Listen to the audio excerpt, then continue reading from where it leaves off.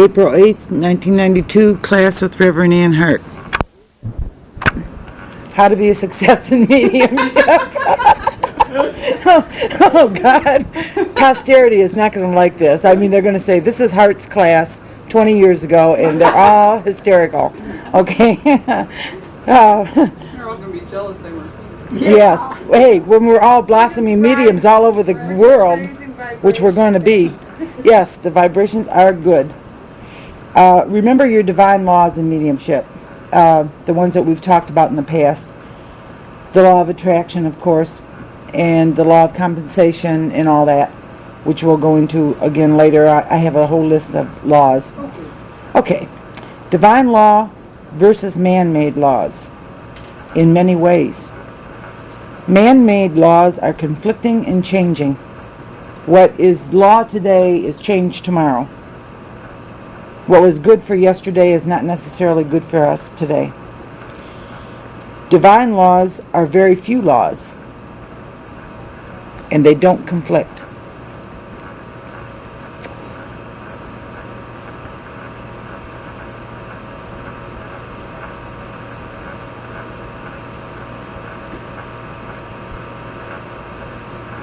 I found that there's a lot of simplicity, or truth has a lot of simplicity. People try to make things complicated, and they give you all these laws and this and that, and thou shalt nots and all that. And really the truth, you can find it within, and it's very simple and pure. And that's the way it is with these laws. The law of compensation. It measures out exactly what you give out and gives it back to you. Simple way to remember it.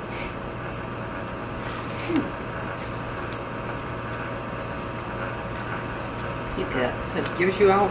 It measures out to you exactly, I paraphrased it, now I can't remember how I did it. Measures out exactly what you give and gives it back to you. In other words, what you get is what you give is what you're going to get. What goes around comes around.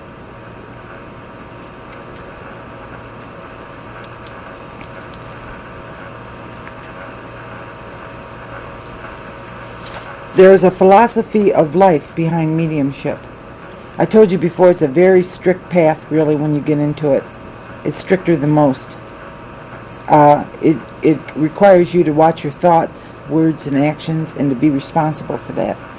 And most religions, or whatever, and most creeds don't do that. There's little loopholes and things like that. Well, mediumship, and especially higher mediumship, physical mediumship, is very, very strict. Spiritualism itself is that way. It's very strict. Now, you cannot help somebody during a reading or a message or any kind of psychic stuff when you are sick in body, mind, or spirit. Don't try to read when you're sick, because you won't get the proper results. Your guides cannot tune in. If you're just feeling a little queasy or a slight headache, that's okay, because that's the presence of spirit. But when you're really sick, don't try to do mediumship. Another thing to remember is when you're on the platform, give your messages as fast as you can, as short as you can, and touch as many people as you can, and let the other mediums have a chance to work too. But don't sit down too soon. As long as you're on, stay up there. Yes. Did you have one word for that, and it was the first letter of each word? Fast and Furious, maybe? Well, no. I don't know what I did. I have no idea. Your message. Fast. That's what I told my guide, Fast and Furious. I'll get into that a little bit more in a second. You must have a practical understanding of the philosophy of spiritualism, and I'm sure everybody here does.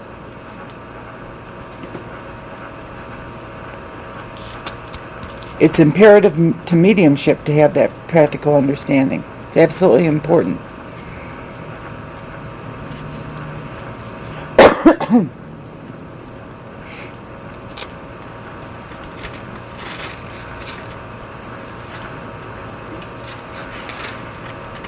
If you're having private sittings at your home, 3, 5, or 7 people are good.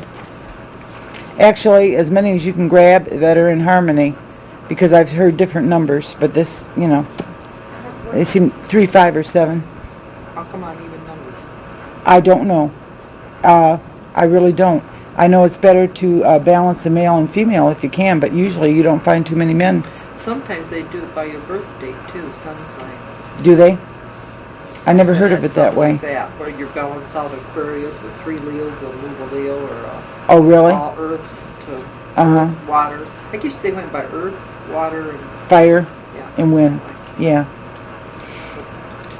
Okay, Thomas Alva Edison was a psychic. Most inventors are. Okay? In fact, they are. In order for something to be invented on the earth plane, it has to first have an astral prototype in the astral plane. And then the astral plane filters it down to this plane and puts the idea in the inventor's heads. That's how things are written. That's music. Any creative thing is like that. So really, we are the creative ingenue of God. God's working through us when He gives us those things to help mankind. And that's the same way with your mediumship. That's what you're doing with it. You're here to help God's children. Did you know Thomas Edison and Henry Ford were really good friends? Yes. They both believed in spirit and in reincarnation? Yes. Did you know that they used to stay at Jim's house where he lives right now? They were friends of the lady who owned it. They were relatives. Yes. They've both been sitting there right in the kitchen. I mean, where he lives right now. Right now. Firestone was Right in that house. Yeah. Harvey Firestone and Henry Ford Yes. and Thomas Edison and Henry Ford had a relative that was married to Carl Motor Stakes. Macon, Henry Ford. Okay, so we have... He made them combine their foods just so, the kids. He would not let them eat a starch and a protein together. Did you know that? No, I didn't. Yes, just like Edgar Who Casey did- who did says. that? I got all of it at home. Who And did- that's why I'm changing. Who did that? Henry Ford, with the kids that he had working for him, Mhm. because they could, they were more, they're higher vibrations. They could do more Mm-hmm. without combining the starch and the protein together. That's interesting. That's good to know. Okay, we have supernormal events. They are out of the ordinary, but not supernatural. Super normal. Supernormal. Out of the ordinary. Yes. Thomas Edison received inventions that way. From spirit. He laid down briefly, which was meditation. Can you hold on a second? Mhm. Yeah. Super normal. Out of is the ordinary, but Yeah. But not supernatural. Supernatural. I'll go on. Okay. That's the way Thomas Edison received inventions. He was actually meditating when he laid down. He always used to say he'd lay down and get an idea, and then he'd go back and do it, and he laid down many, many times a day. That was meditation. So he had manifestations of thought, and in his imaginatory center. Imagination is the force of the psyche. I'll repeat that if you want me to.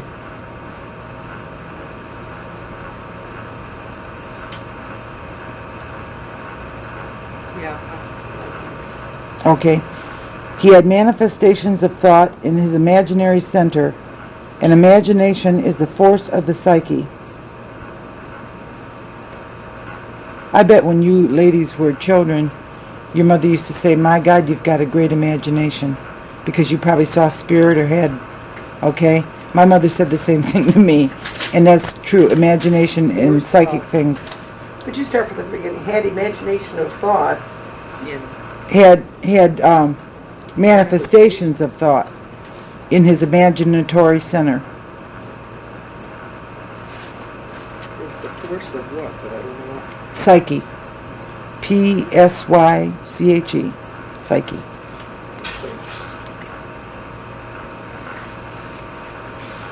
Did you hear something, Ruby? What'd you hear? I heard it like it might have been a truck going by and or a vibration. Is that door locked? I don't know either. Okay, I'm going to turn this off. Okay, the Bible says the body has many minds. We know that. Each organ has a mind. Everything has a mind. You can talk to your organs and heal yourselves. You know that. If they're misbehaving, just tell them. Okay, The chakra is in a wheel shape. Revolutionary vibrations, goes in a circle. The faster they spin, the higher the development, or vice versa. Higher development, the faster they go.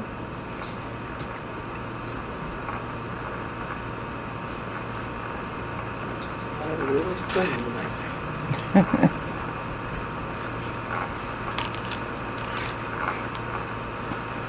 Imagination produces vision. Thomas Alva Edison said that. Imagination produces vision.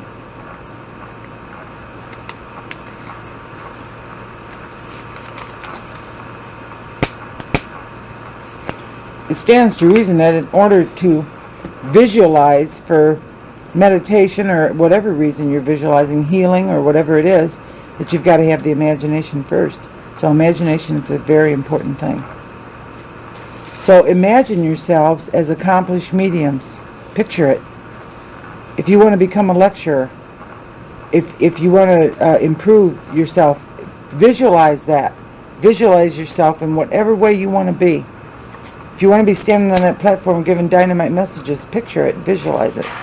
That's one act as if you already are. That's right. To be and to become.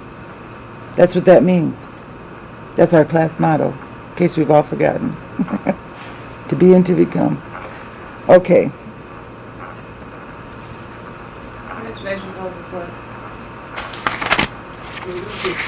Produces vision. That's from Thomas Edison. Well, I used to think imagination was bad because I could imagine anything. In one book I read, it said imagination is directly from God. You have a lot of imagination, it's just you got more God power. I believe that, yes.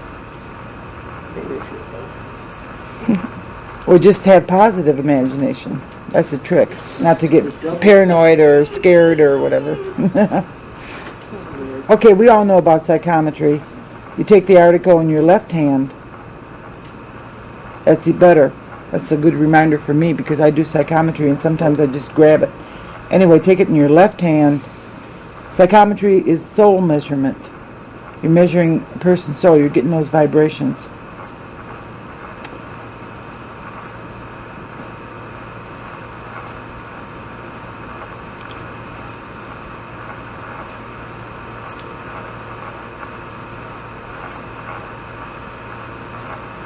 Now, when you're doing readings or messages, and you get a name or a word, or sometimes they'll come in with just a word instead of a whole sentence or whatever.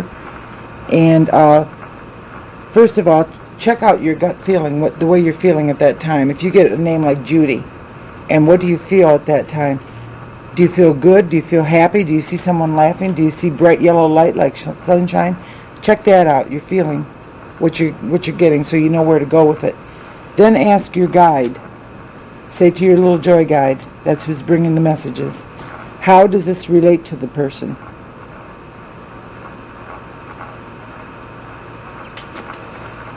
But you have to do this so fast, don't you? Yes, you do, and you will do it fast. Yeah, but just think how fast you can think. Yes, you can. Your Mine's usually spirit is even faster than our brains. Our brains are okay, they're fine. But spirit is just so much faster, and once you get that and get your guides trained, it will be so fast it'll be like lightning. Sometimes you can't even speak fast enough to get it all out. What was this Ask Your Joy Guide? Ask your joy guide, how does this relate to the person? I have a list here of 6 things that you're supposed to ask.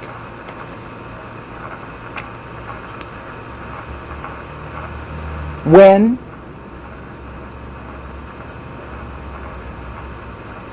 Whatever it is, when is it going to happen? Time is very hard to tell in spirit because there is no time in spirit. But I know for a fact you can train your guides to relate to time. You absolutely can. They can be pretty close. They can even sometimes pick days out. And the reason for this is they can look in the Akashic records if they're high enough, and they can check it out. It depends on your individual progression and your guide's progression. But they can get very good on time. Where is the next question you ask?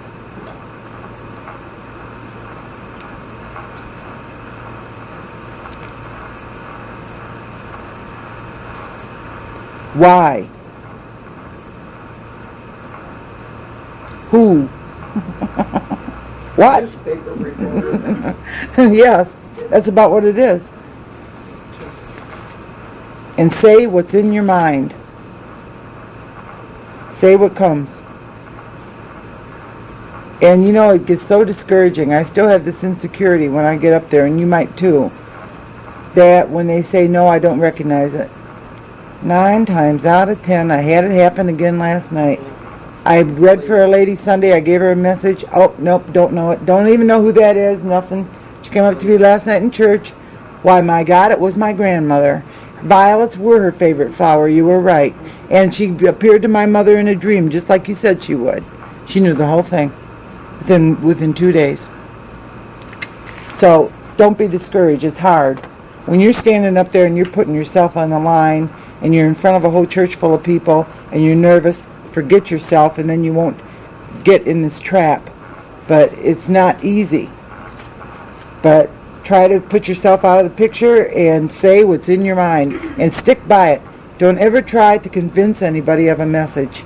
If they don't accept it, tell them thank you or God bless you and go on, because they'll come back to you later. I had some woman like that Sunday that really shut me down. I can get shut down easy by somebody like that. I told her there was red Indian light around her, and she was new to spiritualism. And I did see red Indian light. There were Indians all around her. And she started sneering and laughing, and I got so upset. It bothered me because, not at myself, but at the Indians and at the spirituality of it. I thought, how can you be so insulting to God's angels that are trying to help? I thought that is the epitome of ignorance. But it did shut me down, and I had to go just sit down. Right after that, I couldn't do any more messages. But don't let that happen to you. Learn from it and try to, control that. Very seldom does that happen, but it can happen to you. Okay, remember, you don't have to write this part down. Remember relaxation, visualization, and concentration. Swedenborg. I've heard it pronounced Berg. It's not. It's Borg. Swedenborg. Emanuel Swedenborg. He had tremendous psychic power, and he believed in proper breathing. What's the third realization? Visualization and concentration. Those are steps to mediumship, steps to meditation. So Emanuel Swedenborg had tremendous psychic power, and it was closely linked to proper breathing. He believed in that very firmly. He was a brilliant, brilliant man.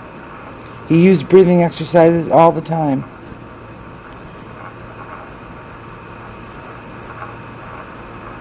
Proper breathing causes a spiritual union, a marriage in spirit between the psyche and the body.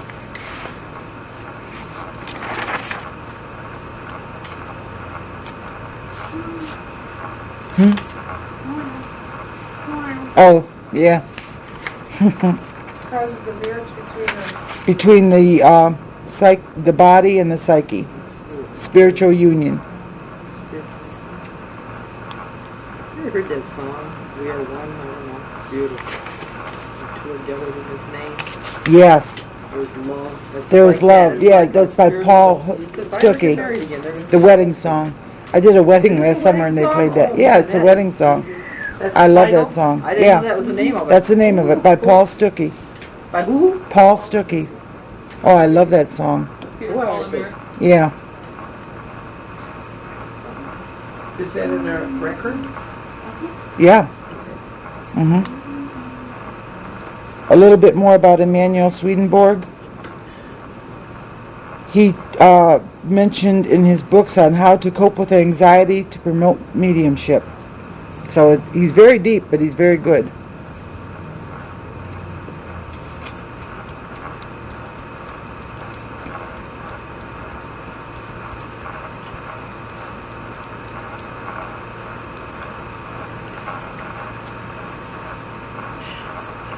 What did you say, bud?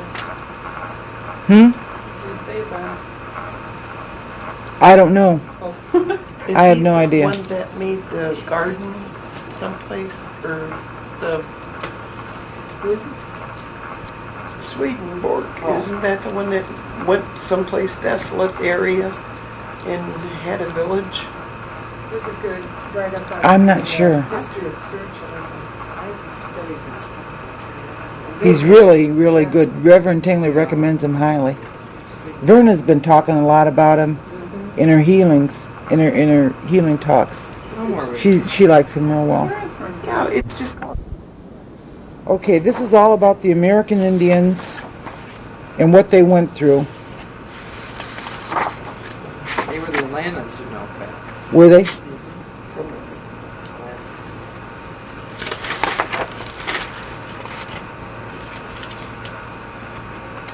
They revered the earth, as we all know. And this is a Winnebago wise saying, Holy Mother Earth, all trees and all nature are the witnesses of your thoughts and deeds.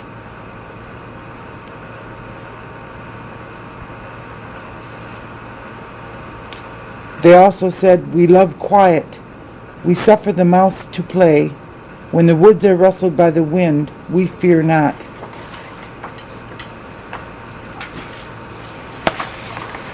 This tape I'm going to play for you tonight is by a Lakota woman, Indian princess, and I have a whole tape. Maybe I don't know if any of you have a tape like this or not, but it's a very beautiful Indian tape with Indian songs all through it, and different Indians in it from different tribes. I think there's Cree children and Lakota women and all kinds. It's a really good tape.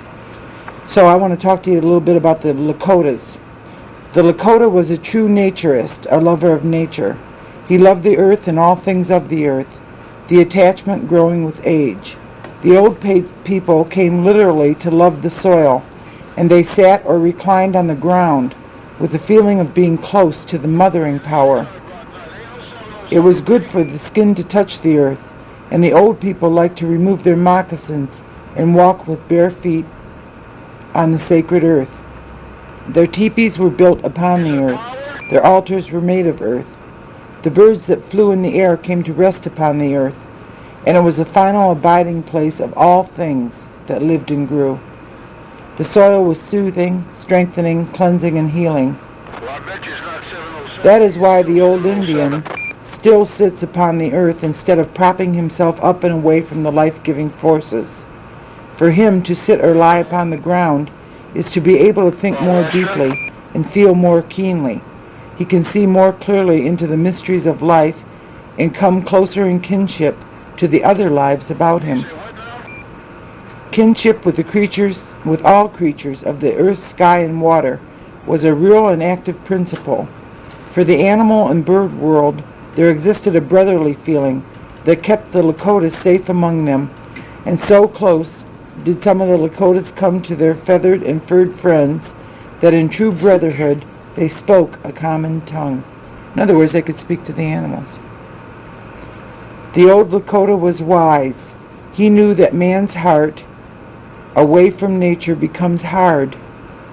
He knew that lack of respect for growing living things soon led to lack of respect for humans too. So he kept his youth close to its softening influence. Ohayisa, a Santee Dakota physician and author, was born in 1858 near Redwood Falls, Minnesota. And this is what he said. He's one of the most famous of the American Indian authors, and he died in 1939. I know that our people possess remarkable powers of concentration and abstraction, and I sometimes fancy that such nearness to nature, as I have described, keeps the spirit sensitive to impressions not commonly felt, and in touch with the unseen powers. Some of us seem to have a particular intuition for the locality of a grave, which they explained by saying that they had received a communication from the spirit departed. My own grandmother was one of these, and as far back as I can remember, when camping in a strange country, my brother and I would search for and find human bones at the spot she had indicated to us. as an ancient burial place or the spot where a lone warrior had fallen. Of course, the outward signs of the burial had long been obliterated.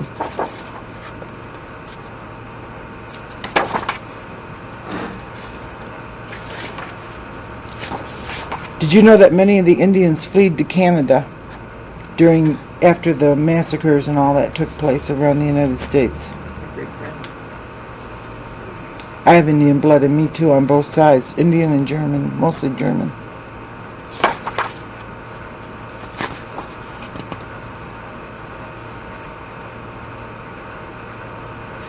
When I was 10 years of age, I looked at the land and the rivers and the sky above, and the animals around me, and could not fail to realize that they were made by the same great power. I was so anxious to understand this power that I questioned the trees and bushes, and it seemed as though the flowers were staring at me, and I wanted to ask them, "Who made you?" And I looked at the moss-covered stones. Some of them seemed to have the features of man, but they could not answer me. Then I had a dream, and in my dream, one of these small round stones appeared to me and told me that the maker of all was Wakantanka. I can't say this right. Wakantanka. That's Wakantanka. That's the Indian name for God. And that in order to honor him, I must honor his works in nature. The stone said that by my search, I had shown myself worthy of supernatural help.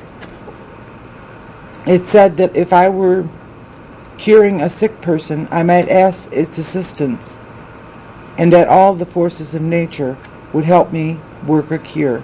So there you go with sacred stones and healing with stones, things like that. And that was by Tatanka Ohitaka, or Brave Buffalo, and he was a Sioux.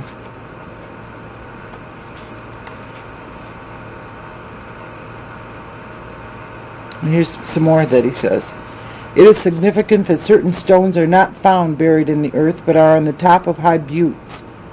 Buttes are, like hills, high, flat hills.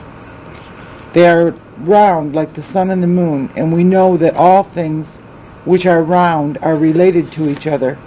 Things which look alike in their nature grow to look like each other, and these stones have lain there a long time looking at the sun. Many pebbles and stones have been shaped in the current of a stream, but these stones were found far from the water and have been exposed only to the sun and the wind. The earth contains many thousand such stones hidden beneath its surface. The thunderbird is said to be related to these stones, and when a man or an animal is to be punished, the thunderbird strikes the person. And if it were possible to follow the course of lightning, one of these stones would be found embedded in the earth.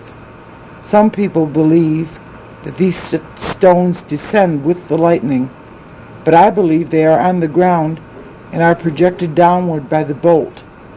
In my life I have been faithful to the sacred stones. I have lived according to their requirements, and they have helped me in all my troubles. I have tried to qualify myself as well as possible to handle these sacred stones, yet I know that I am not worthy to speak to Wakantanka, or God. I make my request of the stones, and they are my intercessors.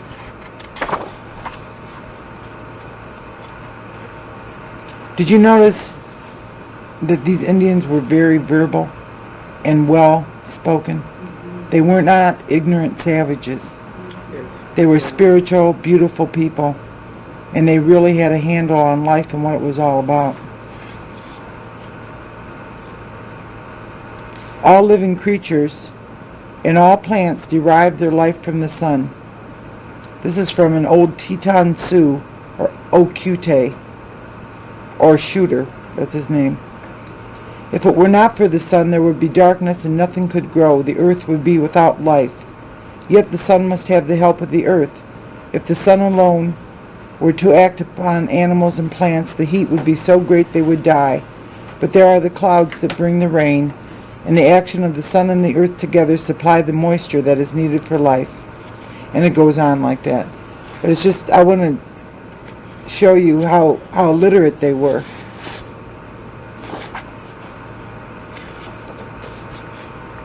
Why didn't the white man pick this up? What's that? Why didn't the white man at that time pick this up? They were ignorant. They were ignorant and brutal.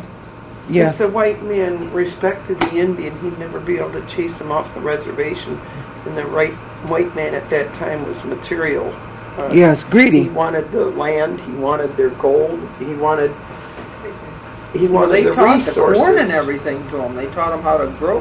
Didn't they? The Indian was Practice beautiful. the And Indian. well, look at it now. The white man has massacred the Indian, and yet the Indians come back to us as spiritualists and seances to help. And they help people that are not even aware of it. That's what I asked They are Ruthie. so I said, spiritual. why are they helping us if we were so mean to them? Right. They forgive and What forget. did you say? Because they're not like that. They're not as... They're spiritual. Yeah, that's what... They are spiritual. Well, one of the spiritual tenets is to give good for evil. And they really live it. That's hard to do, though. Oh, you're not kidding, it is. It's very hard. It's very difficult. I find it hard every day.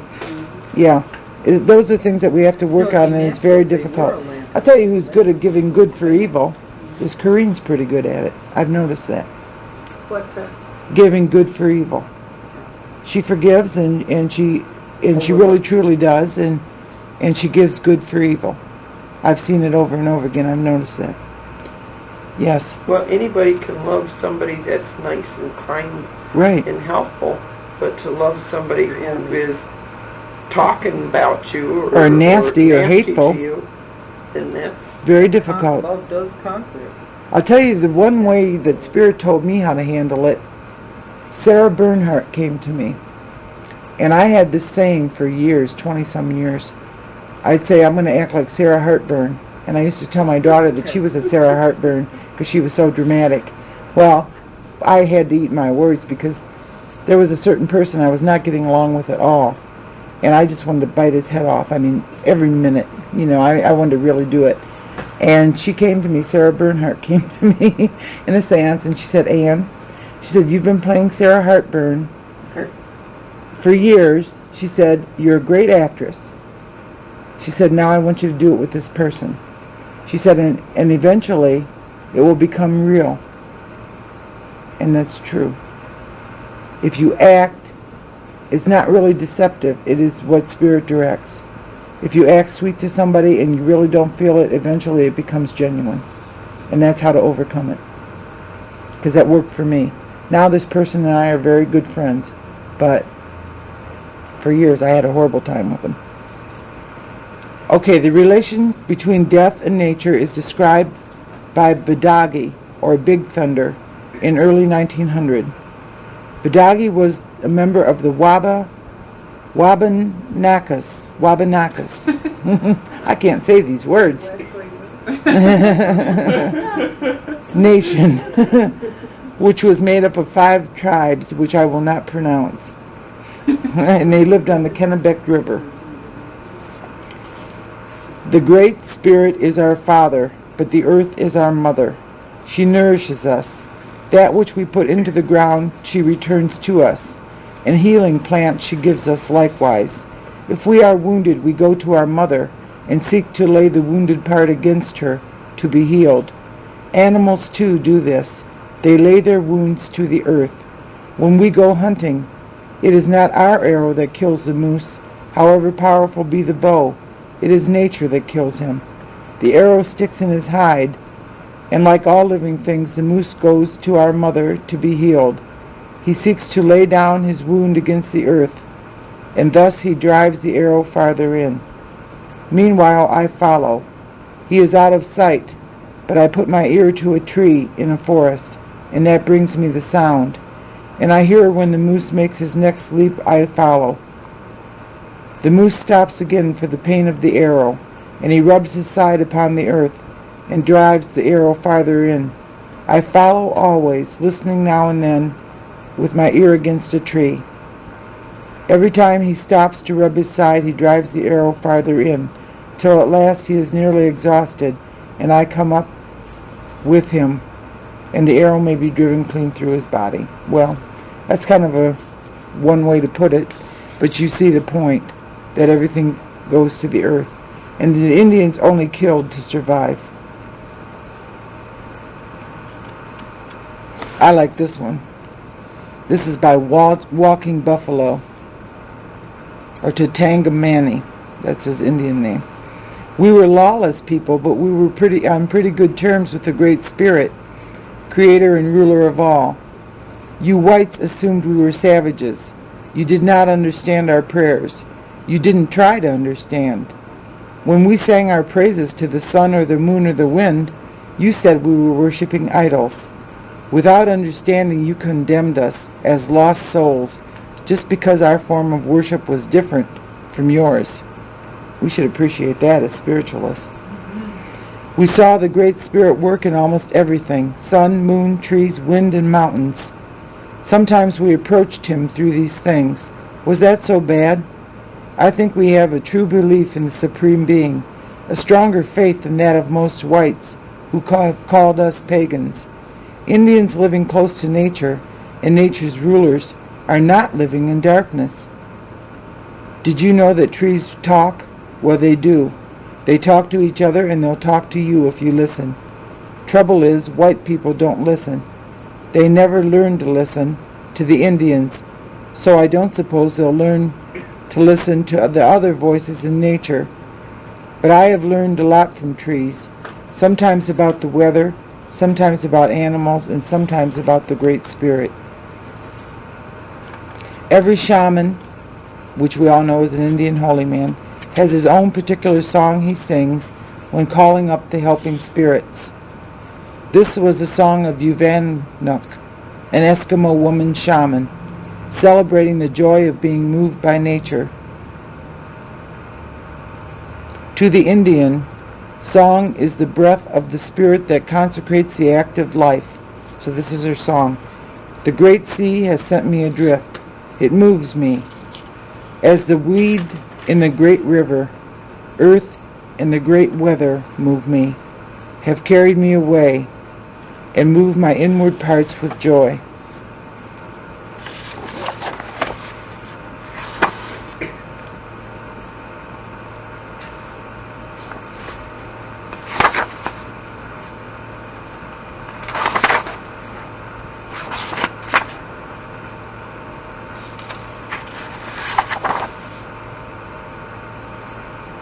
I'll read you about when an Ojibwe dies. His body is placed in a grave, generally in a sitting posture, facing the west. With the body are buried all the articles needed in life for a journey. If a man, his gun, blanket, kettle, fire steel, flint, and moccasins. If a woman, her moccasins, axe, portage collar, blanket, and kettle. The soul is supposed to start immediately after the death of the body on a deep beaten path which leads westward. The first object he comes to in following this path is the great Oda Emin, or heartberry, or strawberry, which stands on the roadside like a huge rock, and from which he takes a handful and eats on his way. He travels on till he reaches a deep, rapid stream of water, over which lies the much-dreaded Kogokauban. I can't say this. Kogogaupogan. There, I got it. Or rolling and sinking bridge. Once safely over this, as the traveler looks back, it assumes the shape of a huge serpent, swimming, twisting, and untwisting as it flows across the stream. After camping out for 4 nights and traveling each day through a prairie country, the soul arrives at the land of spirit, where he finds his relatives accumulated since mankind was first created. All is rejoicing, singing, and dancing, and they live in a beautiful country interspersed with clear lakes and streams, forests and prairies, and abounding in fruit and game to repletion. In a word, abounding in all that the red man most covets in this life, which conduces most to his happiness. It is that kind of paradise which only by his manner of life on this earth is fitted to enjoy. In other words, if he wasn't good, he's not going to get that, of course. Okay, I think it's time to go into the dark session. There was one I was looking for here that Jim wanted me to read to you, and I can't find it in here.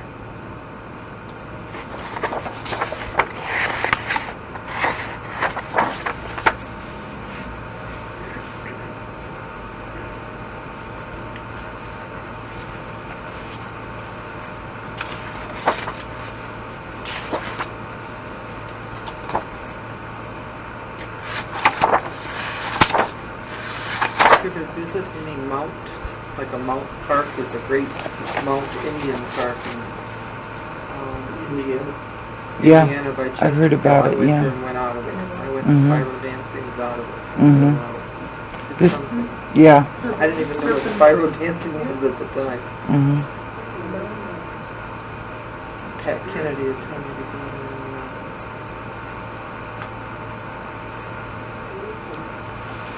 It's about 2 miles out of Chesterfield, one of this. It's great to go there. 'Cause Yeah, the Serpent I Mounds. had Yeah. never Serpent Mounds. That's what Yeah. it is. And then up at the pyramid, we did that. We laid out and made Indian medicine wheels.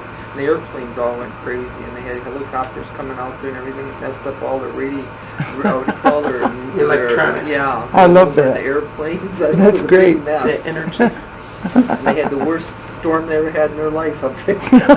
Oh no. I'm going to read to you just one more thing, and that's what Chief Seattle said to Governor Isaac Stevens. When he sold That's the the one I land. was looking for all this I time. started to ask you that. When he I said, sold the she's land. got some great ones in there. Don't be picky. No, that's the one I've been I looking love for. this. When he What? sold the land. Okay, I'll read you the whole thing. Chief Seattle surrendered his land, Yeah. on which the city of Seattle is now located, in 1855 in the Port Elliott Treaty, and thereby doomed his people to reservation confinement. Seattle was an Indian of the Salishan stock and was chief of the Duwamish tribe of the Pacific Northwest, occupants of the Puget Sound region. At the signing of the treaty, he addressed Governor Isaac Stevens. My people are few. They resemble the scattering trees of a storm-swept plain. There was a time when our people covered the land as the waves of a wind-ruffled sea cover its shell-paved floor. But that time long since passed away, with the greatness of tribes that are now but a mournful memory. To us the ashes of our ancestors are sacred, and their resting places hallowed ground. You wander far from the graves of your ancestors, and seemingly without regret.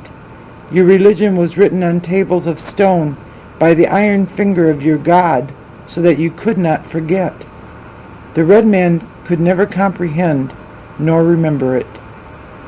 Our religion is the traditions of our ancestors, the dreams of our old men, given them in the solemn hours of the night by the Great Spirit, and the visions of our sachems, and it is written in the hearts of our people. Sachems are seers, the psychic, the medicine men, and seers. How do you spell that? S-A-C-H-E-M-S. S-A-C-H-E-M-S. The spirit? Those are the Seers. visionaries or sensitives. Medicine men. Your dead cease to love you and the land of their nativity as soon as they pass the portals of the tomb and wander away above the stars or beyond the stars. They are soon forgotten and never return. Our dead never forget the beautiful world that gave them being. When the last red man shall have perished, and the memory of my tribe shall have become a myth among the white man, these shores will swarm with the invisible dead of my tribe. And when your children's children think themselves alone in the field, the store, the shop, or in the silence of the pathless woods, they will not be alone. At night, when the streets of your cities and villages are silent, and you think them deserted, they will throng with the returning hosts that once filled them and still love this beautiful land. The white man will never be alone. Let him be just and deal kindly with my people, for the dead are not powerless. Dead I say, there is no death, only a change of worlds. That's what Jim wanted me to read you. I kept looking and looking and looking. This whole book is great. If you can get it, get it. It's wonderful. It's called Touch the Earth. Who's the publisher, Ann? Publisher is Promontory Press. Promontory? Yeah. P-R-O-N. A change of world. P-R-O-M-O-N-T-O-R-Y.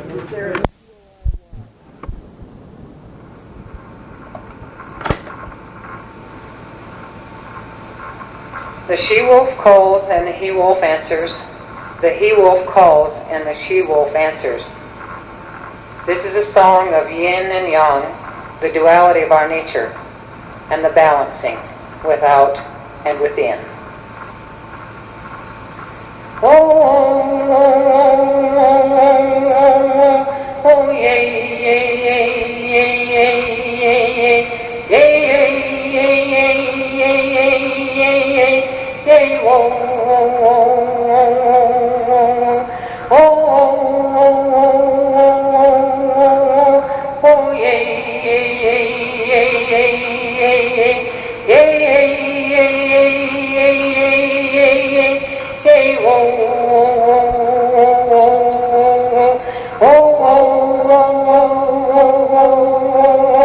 oh, yay, yay, yay, yay, yay, yay, yay, yay, yay, yay, yay, yay, yay, yay, yay, whoa, whoa, oh, yay, yay,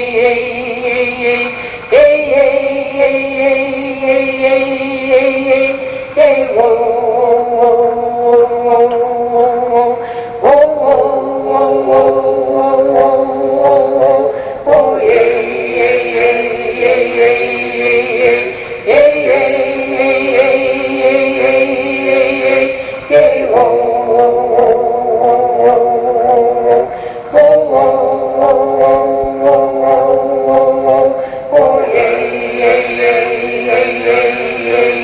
oh, yay, yay,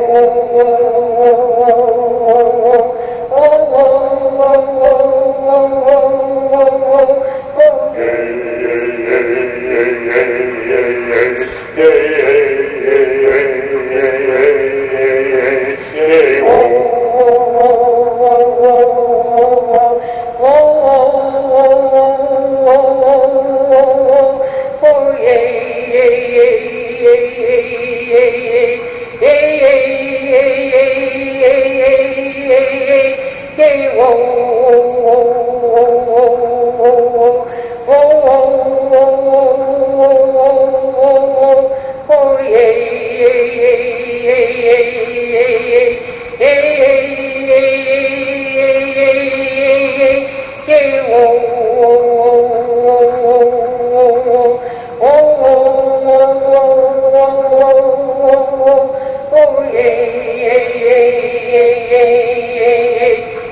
yay, yay, yay, yay, whoa, oh,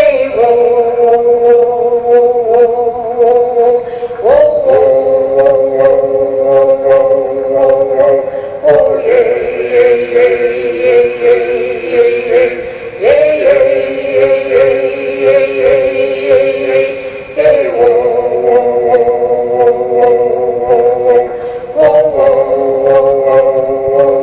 yay, yay, whoa, Hey,